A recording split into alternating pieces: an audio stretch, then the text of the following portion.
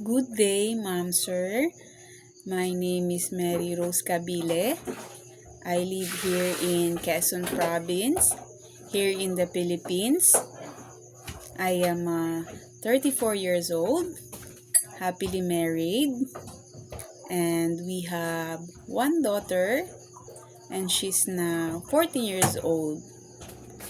I am first time to work abroad, but I work here as a nanny and helper for almost 9 years. My first employer as a nanny and full-time helper is November 2009 to April 2014, and they have 5 family members, 2 adults and 3 children.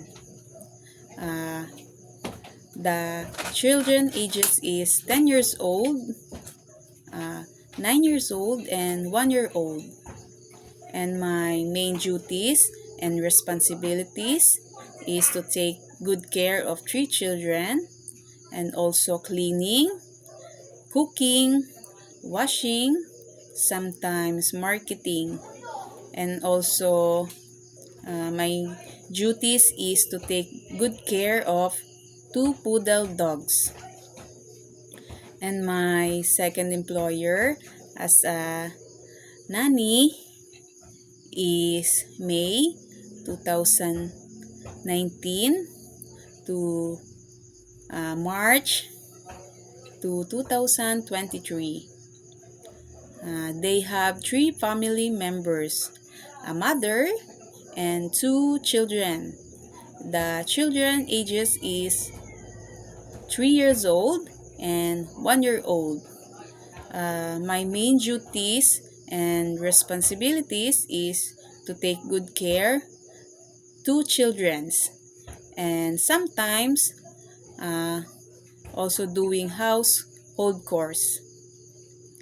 I am very dedicated and passionate to my work, so I hope you can give me a chance to as your nanny or helper. Thank you very much. God bless.